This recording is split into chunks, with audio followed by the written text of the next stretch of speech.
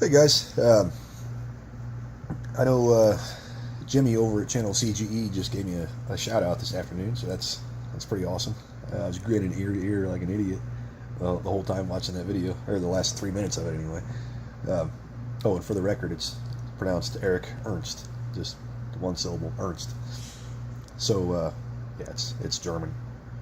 Uh, but anyway, I just wanted to say, you know, if you are coming over to this channel from that shout out, I just want to say welcome and thanks Jimmy. Uh, I've got I haven't really told I've got like 6 subscribers right now. I haven't really told anybody that I know about the channel, so I've got some pretty cool. I've been to some pretty cool stuff. I think I went to a demolition derby a few weeks ago. I went to some tractor pulls a couple weeks ago, and then actually a couple nights ago, I went to dirt track racing, watching late models and modifieds and B mods running on the dirt track, and they were actually filming it for Lucas Oil Racing TV. So that was kind of cool that they were there was actually TV stations there for a small town, Illinois. It was down in Granite City, which I, for a couple years in, let's see here, 05 and 06, I lived down there, actually in Granite City, about a half mile away from Tri-City Speedway down there, which was pretty cool. I mean, you could hear the cars running on Sunday nights and stuff. It was pretty cool. But I just want to say, well, okay, let's start over. I haven't really told anybody about my my YouTube channel because I don't. I guess I'm not really all that confident in my my camera abilities, my videography yet. So, I still feel a little bit awkward when I whip out my camera in public. And it's, which it's not even my camera at all. It's my camera phone.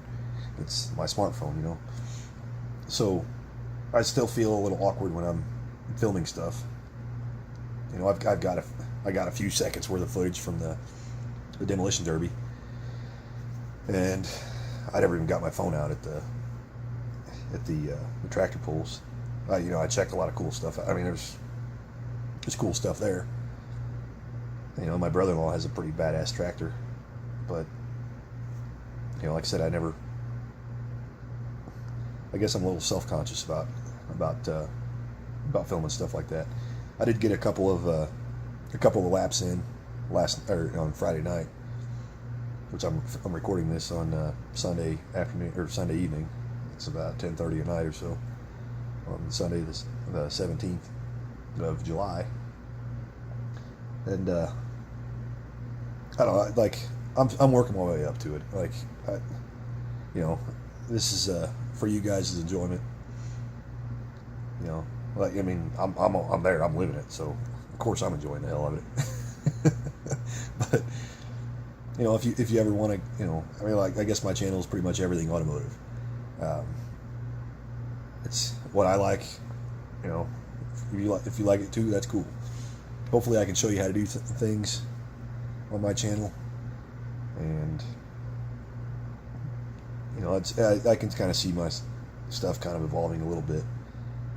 I mean, I need to get a tripod. I mean, I'll probably end up building one, but I'm not really sure what type of camera I need to get yet. So I'm wanting to get a dedicated camera just for this channel instead of using my smartphone every time. And I do have some goals. Eventually, I'll sit down and actually make an intro for my channel and have an actual slogan and stuff like that for our motto or whatever you want to call it. But I just want to say thanks for checking out my channel, and hopefully I've got something on there that you like. I hope you like front suspension and brake stuff. That's all I've really done so far on my own project vehicles. My plan is for my my little red S10, which I affectionately refer to as Project POS10. I'm wanting to re-gear the rear end, eventually convert to disc brakes in the rear, using welding plates to the rear end and for caliper mounts. And I'm going to run the same brake pads all the way around. I'm planning to run drilled and slotted brake rotors, and that should help stop the big tires that I plan on running. I plan on running 456 to 1 the gears in the rear end, and the tires are going to be 38.5 inch Super Swamper boggers. They're 38.5 by 15. I haven't decided if I want to get 15 or 16 inch rims yet. I don't know. That'll come whenever I decide to order the tires, right? So I think probably 16s would probably look a little better. Which I've never bought a pair of rims or a set of rims that are taller than or bigger diameter than 16.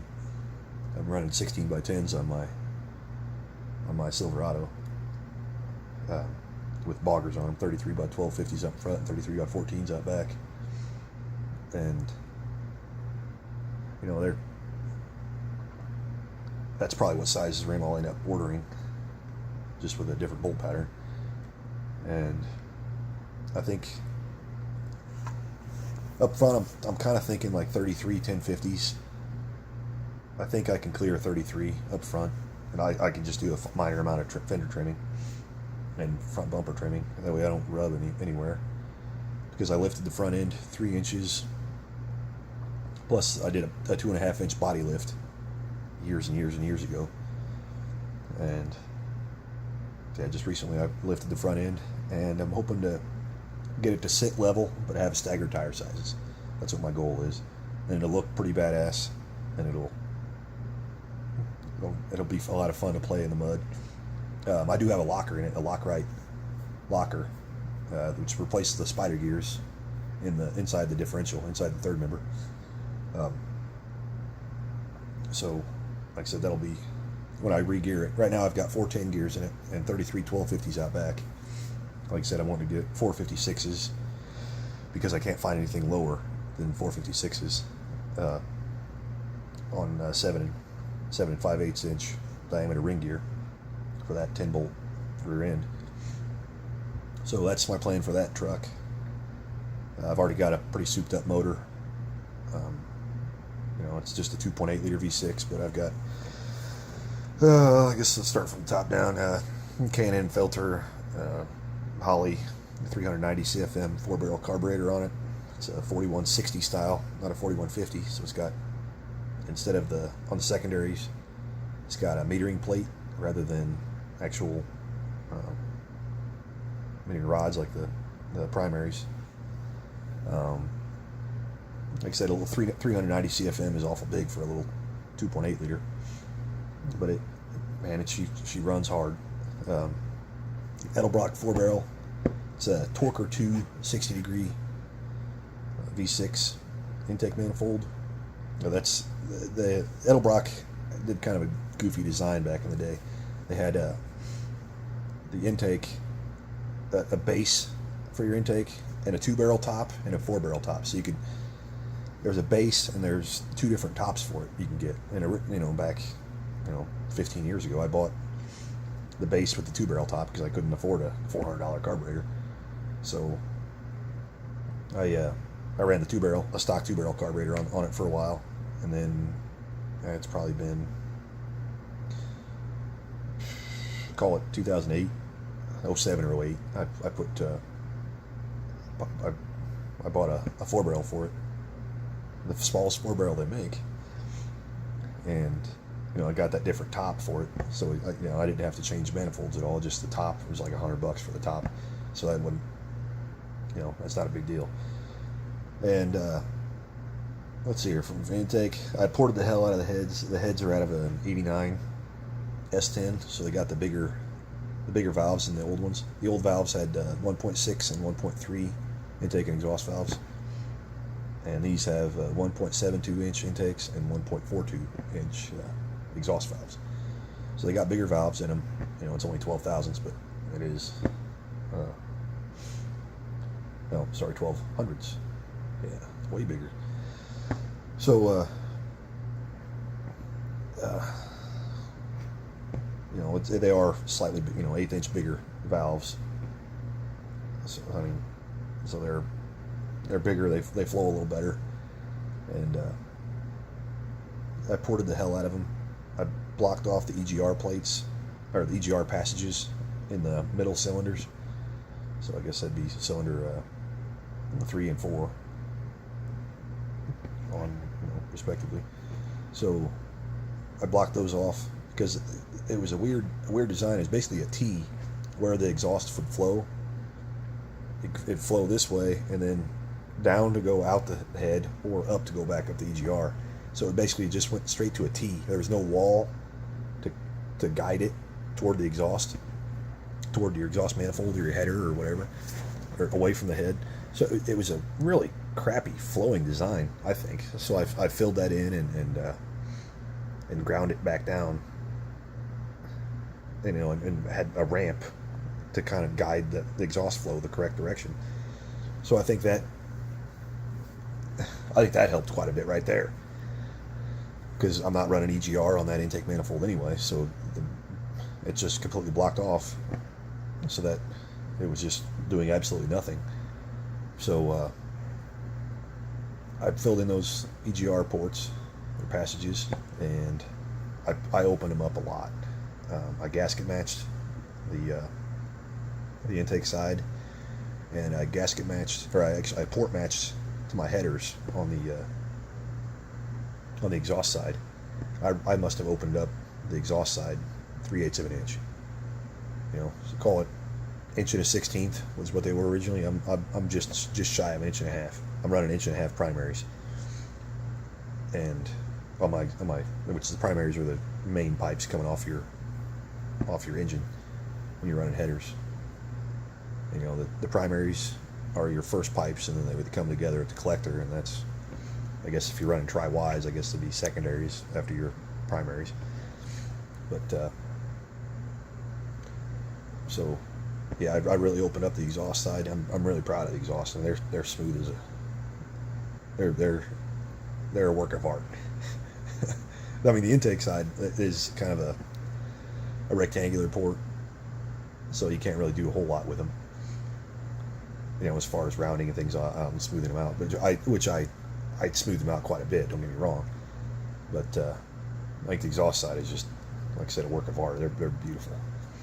So like I said, hopefully you guys get well, let's go ahead and continue going through my mods for that particular motor. A 2.8 liter.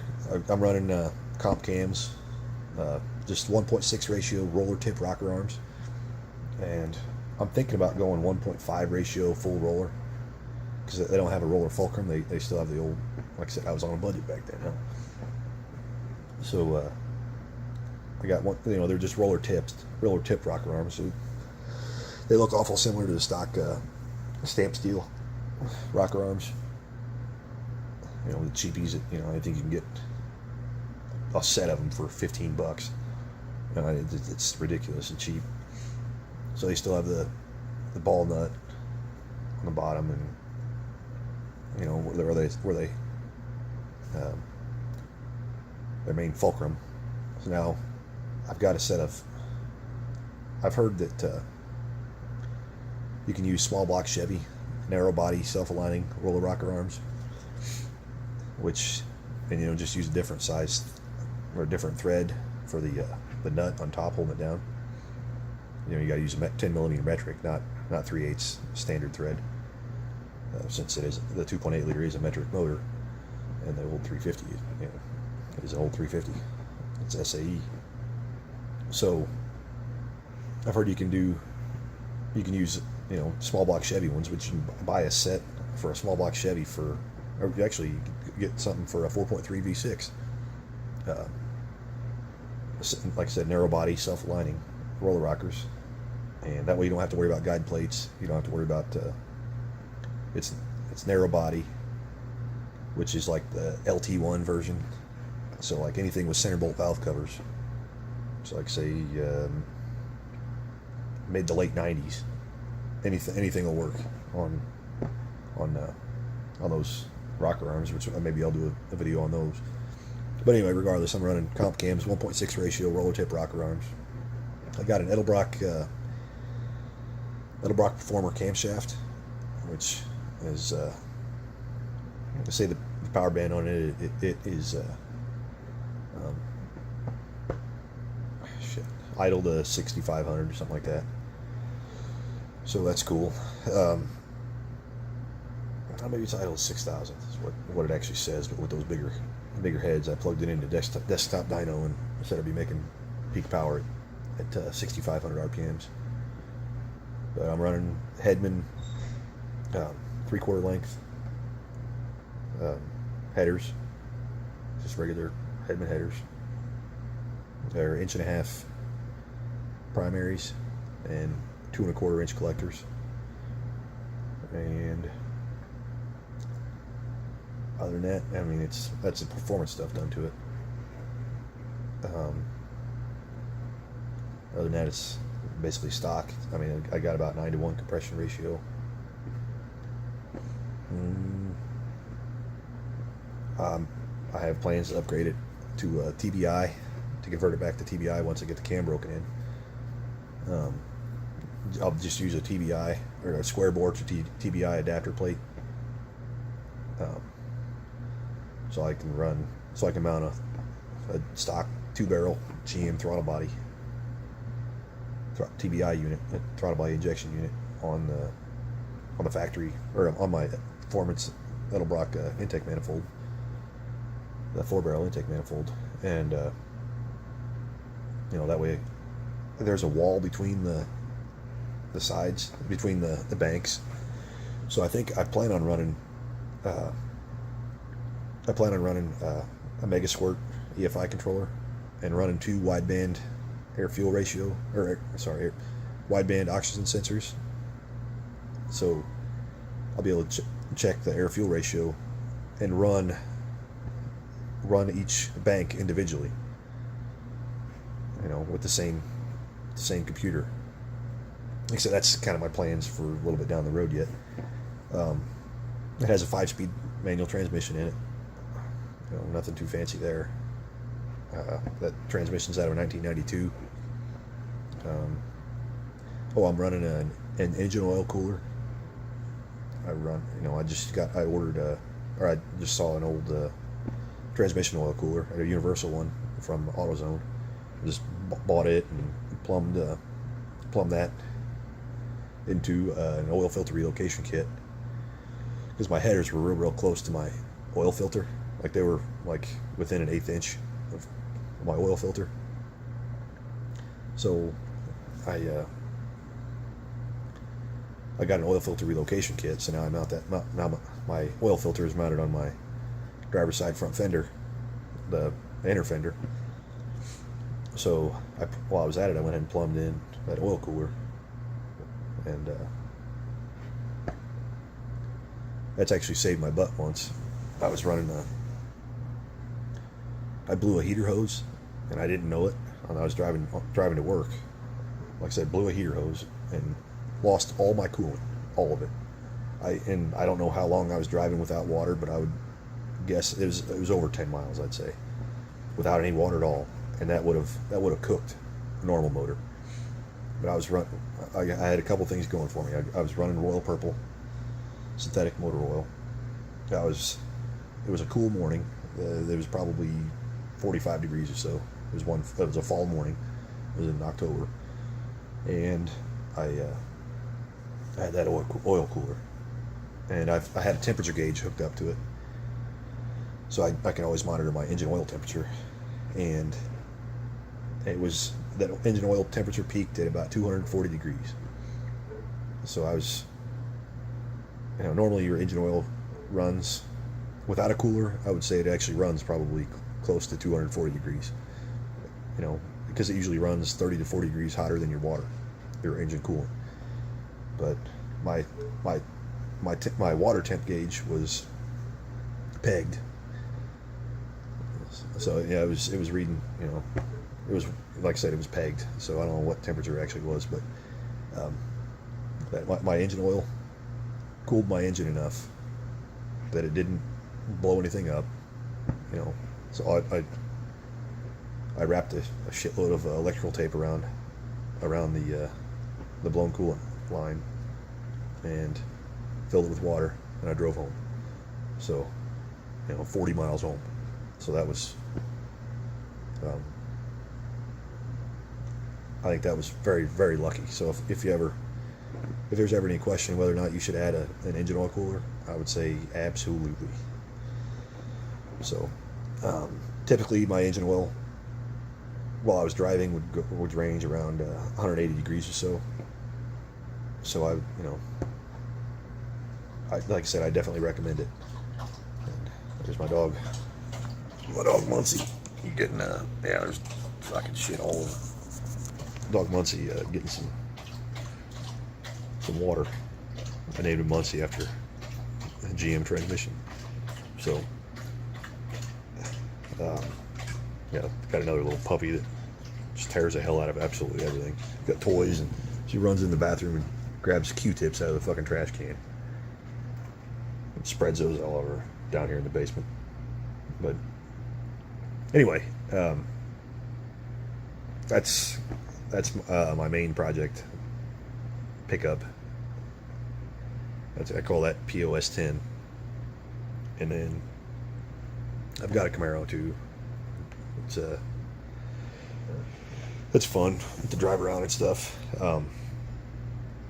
I also have another Camaro with a 2.8 liter V6 in it, and I've got a 5.3 and a 4L 60E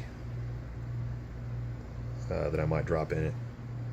I don't know. We'll see how plans go. I've got another Silverado, or I've got two Silverados. One of them, what I told you about, the 16x10 wheels with the running the boggers on it. That's a 93 K2500 pickup, single cab, long bed.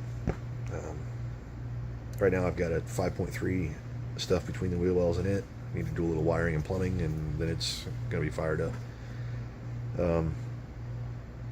I got a 1990 3/4 ton 4-wheel drive, regular cab, long bed, basically the same truck, just 3 years older, with a turbo 400 transmission in it, and just a regular old 350 Chevy V8 in it. Need to replace the transfer case in that one. I got a couple of Oldsmobile Aleros, 2001.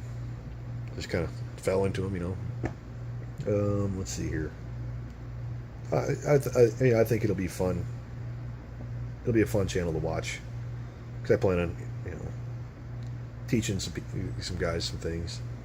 Hopefully you guys can learn something from me. If not, laugh at, make fun of me because I fuck shit up.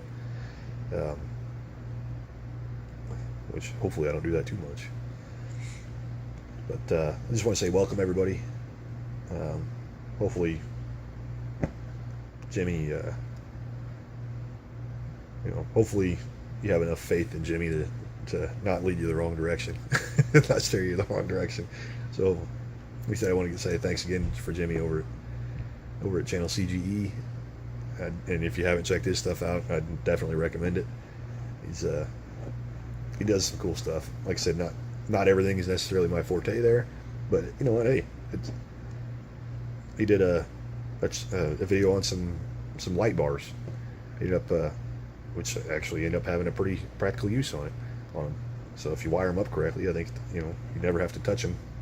It's just automatic underbody lighting when you open your door, or when you turn your dome lights on, or however he decides to wire them. I think it's a pretty neat design. That way you don't have to worry about stepping in a mud puddle, or stepping in water, or stepping in some dog shit, or kicking a curb, or you can always see what you're stepping into. I think that's a brilliant design. And he's done several other videos,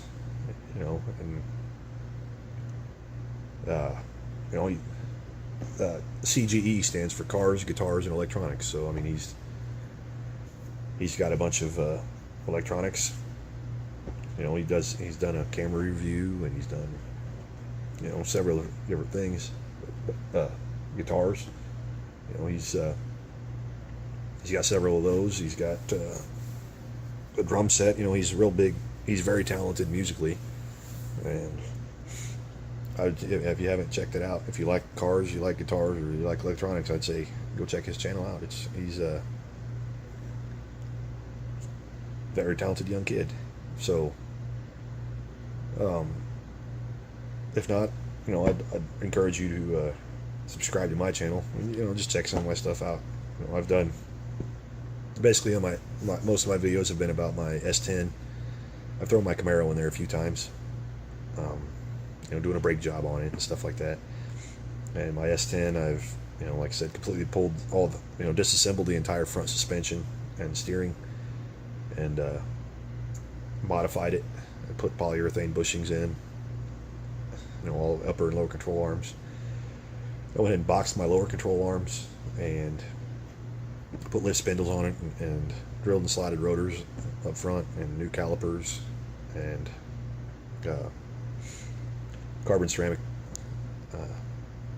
carbon fiber ceramic brake pads.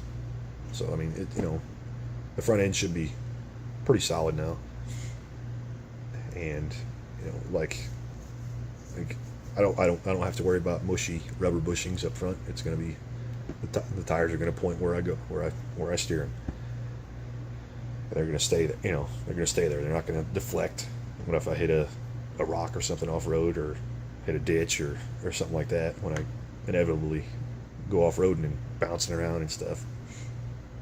So, like I said, hopefully you guys enjoy my channel, and I hope you like what you see.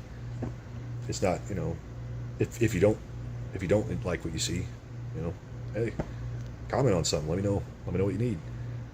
I'll try to adjust things. Like I said, I'm by no means an expert on filming things, or, you know, I don't know what you guys want to see. I like to kind of cater to my crowd here. But anyway, I guess I'll go ahead and cut this short now.